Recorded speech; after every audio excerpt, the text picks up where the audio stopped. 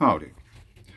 This was the sky today at some point, and I found it very interesting because it reminded me of certain plasma patterns which are also related to owls.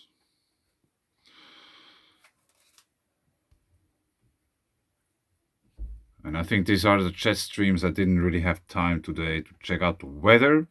That's the same picture, a bit enhanced. There is quite something going on.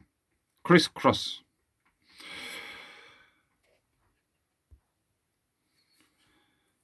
And the clouds were later on above us, so to say, or above me. And later in the day, they were on the other side. And I still think there has to be a very good reason for why this cloud boundary, which is here, which is a recurrent event, so to say, it happens all the time. The clouds are either on the side where they are now or on the other side. That's very often the case. And I think it's very interesting.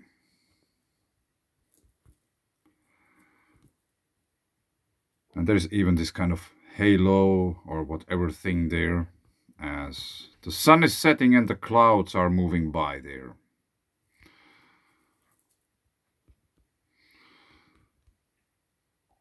And here we have some reds within the clouds. Let's enhance this quickly. Let's see if we get anything out of that.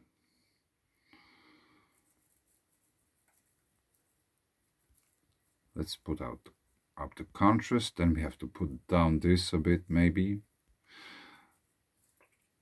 Maybe still more.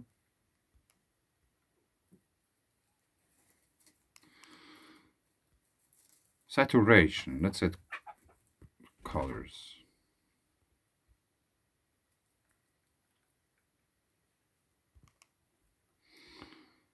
Oh.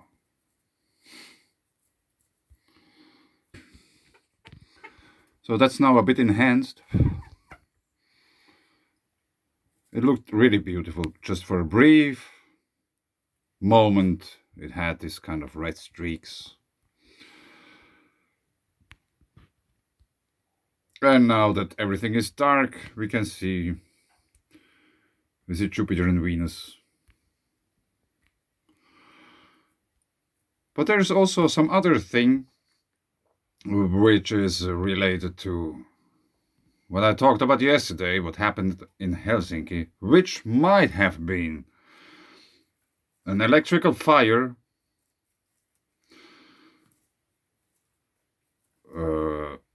in an underground tunnel. And probably the reason was GICs, geomagnetically induced currents. Let me say geomagnetically again, because it is a very difficult word. At least for me. But check it out. BBC News. I think that's from today. 1 hour ago.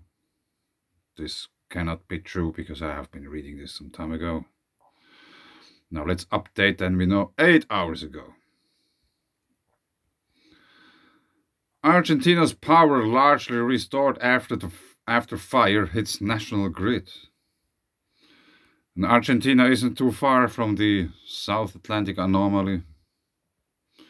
Power has largely been restored in Argentina after more than half of the country was left without electricity for several hours.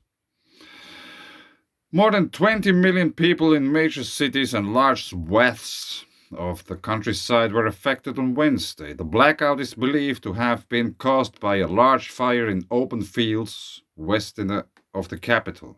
Yeah, it can be that there has been fires.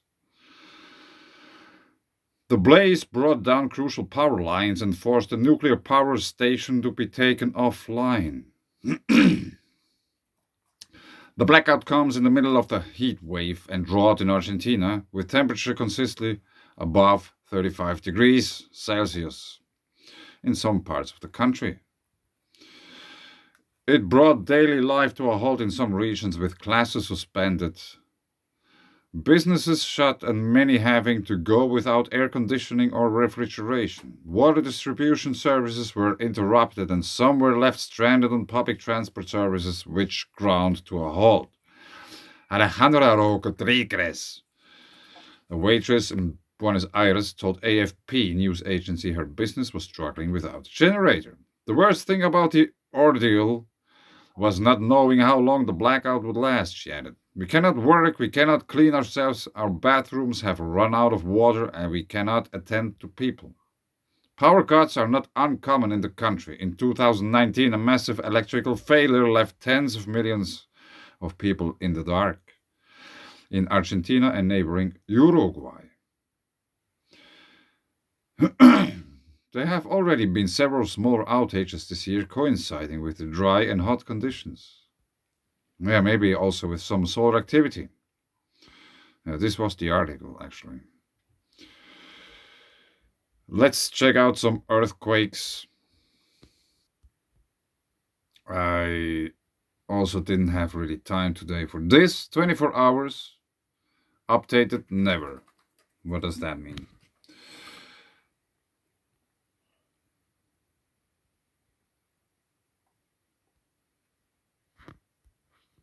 Checking for new data. There is already quite much data here. What's going on? Remember the Imatra stones I've been talking about some time ago? Here is Imatra, and here we have once again a quake. 2.8, which is rather strong for Scandinavian conditions. I don't think we get any depth or anything. Yes, Norsar. Norwegian people don't tell us.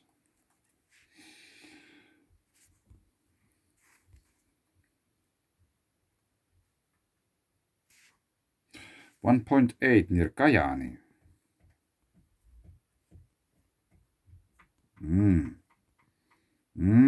I like these patterns. I really like these patterns. I think they are electrical in nature.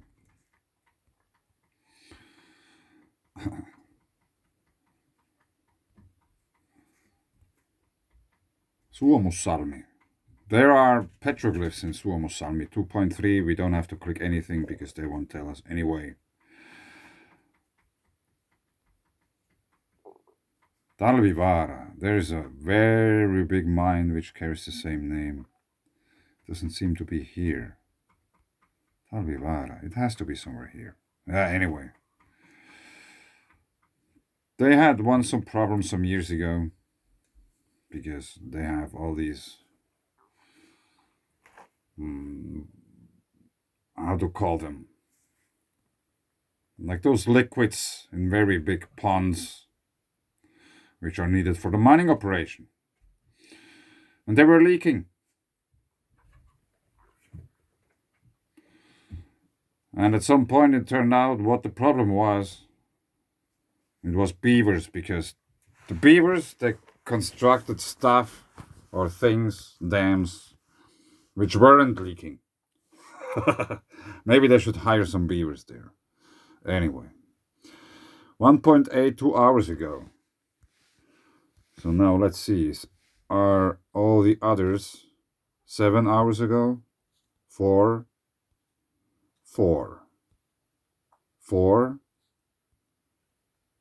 Yeah.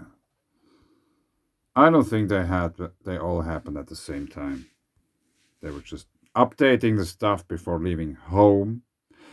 We have once again a quake in England. This is probably so small that it might be even confirmed. United Kingdom. 5 kilometers in depth, 1.2 in magnitude. Yeah. The smaller quakes are always confirmed. There is no problem with that. But the big ones, no one is talking about these. They are never confirmed. Jura Park, Aargau, Switzerland. Once again a quake at the same location. Here it says Jura Park. I have been talking about this. Oleithic metal Olithic iron ore is found there. There is a mine 0 kilometers in depth. Interesting. Like, here's the quake, and just a stone throw away we have PSI, Paul Scherrer Institute, a place from which I still wait an answer. Maybe I have to write them again. Zwischenlager Würenlingen, the nuclear waste storage facility. Synchrotron, Lichtquelle Schweiz, Light Source Switzerland. And they are constructing new stuff there. Going downstream just a little bit, we have a nuclear power plant, which is probably the oldest in the whole world, which is still functioning. And here, which is not marked anywhere, I think it's here somewhere, yes. These buildings are quite likely belonging to a facility which is in the mountain here. Here we have the road, and here is probably the entry into the mountain where they store nuclear power waste. And that's a cliff. It's really steep, it's vertical. Yeah, it's not visible here, but what I think is interesting, we have also a water source on top of the mountain. Now, this is a place where you can find ammonites and dinosaurs and all kinds of things just by walking around and watch. 4 hours ago, 1 kilometer in depth. And also here, a water source is not too far. Yes, I think I leave it here. This was just a short one. Maybe there are some more interesting earthquakes going on somewhere, but yeah, actually here, check it out. Kampifligerij. 14 hours ago. 14 hours ago. There's a second one. Yes, 14 hours ago. So I don't think they happened all the time, at the same time. 5 hours ago. Yeah.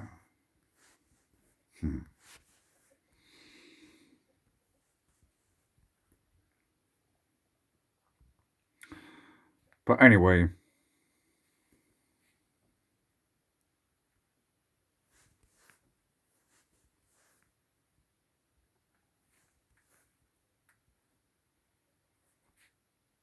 Ten hours ago. Gislovodosk. 3.4. Russia.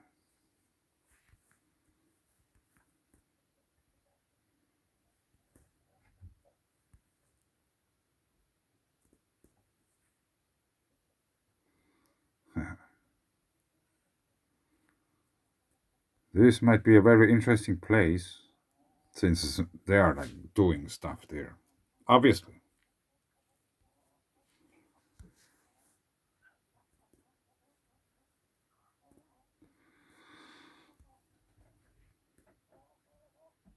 Many fields and stuff. Everything is green, so there might be a good abundance of water,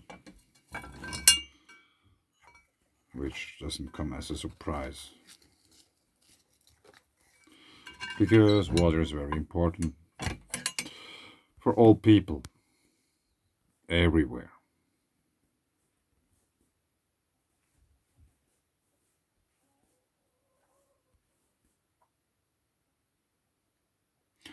Yeah, they are mining there all over the place, and it's rather wide, I would say. Wide rivers, meandering patterns, so there is flooding going on every now and then. And the flooding might not always be related just to rainfall or snow melt. But anyway, just a quick overlook. Thanks. Bye.